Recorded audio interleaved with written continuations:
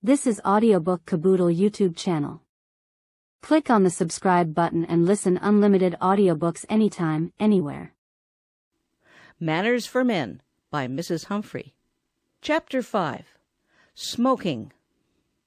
The etiquette in this, as in many other matters, has quite altered during the last few years.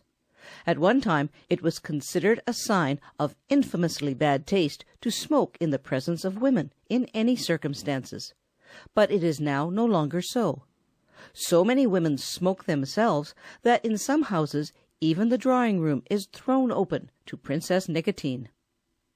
The example of the Prince of Wales has been largely instrumental in sweeping away the old restrictions.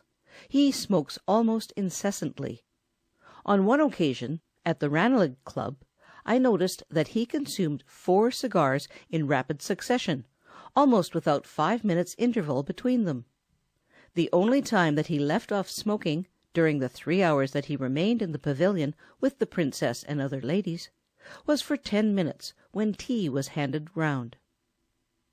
It is now no uncommon thing to see a man in evening dress smoking in a brougham with a lady on their way to opera, theatre, or dinner engagement. This is going rather far, for a woman's evening dress implies shut windows, except in the height of summer, and her garments become as much impregnated with the odor of tobacco as if she herself had been smoking. Some men have a knack of ridding their clothes and themselves of the fumes of smoke in a wonderful way. Perhaps one reason of this is that the tobacco they use is of a mild sort.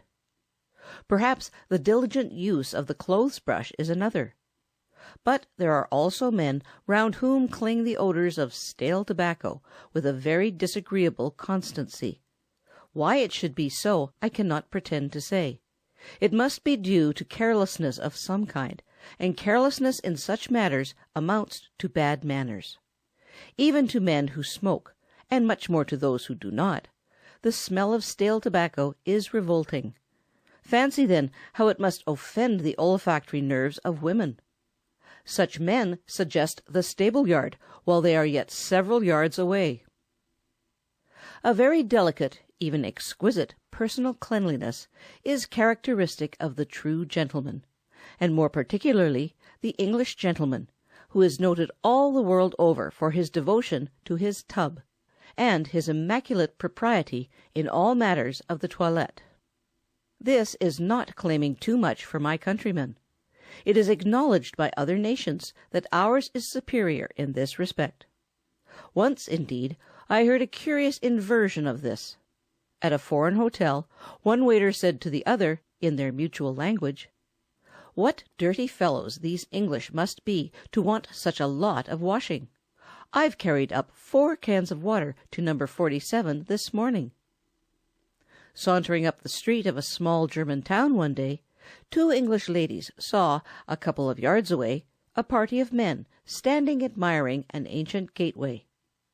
"They must be English," said one of the ladies, and before she could finish her sentence, the other finished it for her in the very words she had been about to utter. "They are so beautifully clean."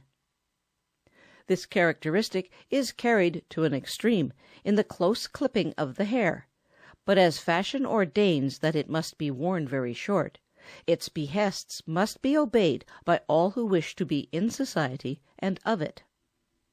"Who is that long-haired fellow?" is the question invariably asked about any man whose visits to the barber are infrequent. "Must be an artist or a music-man," is the frequent commentary. Sometimes he is merely careless of the conventionalities, and by being so proves that he is rather out of it, where good society is concerned.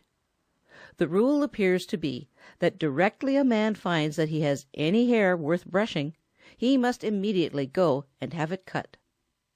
It would be much more becoming if allowed to grow a little longer, but things being as they are, only the few can afford to defy the ordinary custom.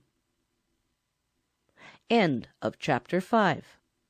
This was Audiobook Caboodle YouTube channel presentation. For full audiobook, check out our playlist section. Links in description below.